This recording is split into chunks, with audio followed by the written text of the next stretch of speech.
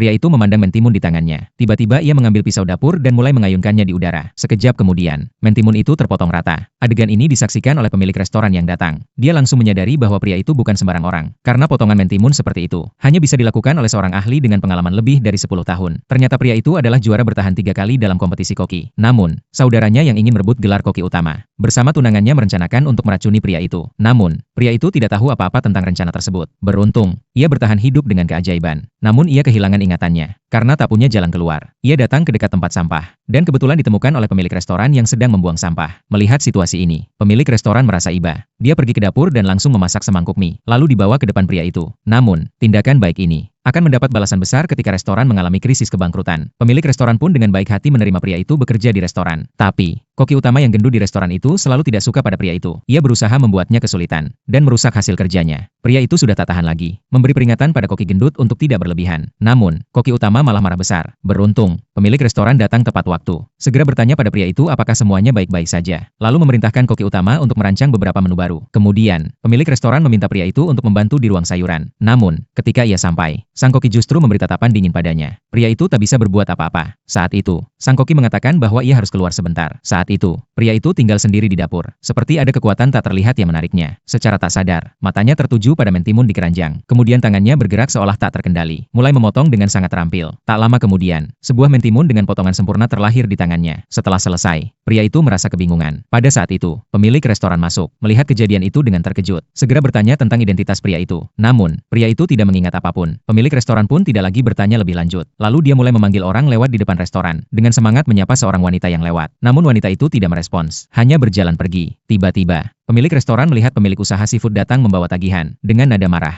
ia mengatakan bahwa utang seafood sudah tertunggak 3 bulan. Hari ini harus dibayar, atau restoran ini akan dijadikan sebagai pembayaran. Pemilik restoran dengan ekspresi bingung meminta tambahan waktu 10 hari. Namun, pemilik seafood tidak mau memberi keringanan. Dengan tegas menyatakan bahwa dia bukan lembaga amal. Pemilik restoran dengan pasrah mengatakan bahwa ia akan mencoba mencari jalan keluar malam ini. Saat situasi sedang macet, seorang pria berkacamata datang. Dia berkata agar pemilik restoran menyerahkan tempat usaha kepadanya, dan langsung mentransfer 50 juta ke pemilik restoran. Pemilik restoran dengan cepat menolak. Pria berkacamata itu tidak marah. Namun, dia mengatakan bahwa pemilik restoran sangat keras kepala. Seperti ayahnya, restoran ini tak ada orang. Kemungkinan besar akan bangkrut dalam 2 minggu. Dan ketika itu, bahkan jika pemilik restoran memohon, dia tidak akan membeli. Pemilik restoran dengan tegas menyatakan bahwa dia tidak akan menjualnya. Di sisi lain, sang koki melihat pria itu sibuk di depan kompor. Segera berlari mendekat. Langsung mengkritik pria itu karena seenaknya menggunakan kompor. Mengingatkan bahwa dia hanya seorang pekerja kasar. Tidak berhak bersikap seperti kepala koki. Namun, ketika pandangannya jatuh pada potongan mentimun pria itu, ia tertegun.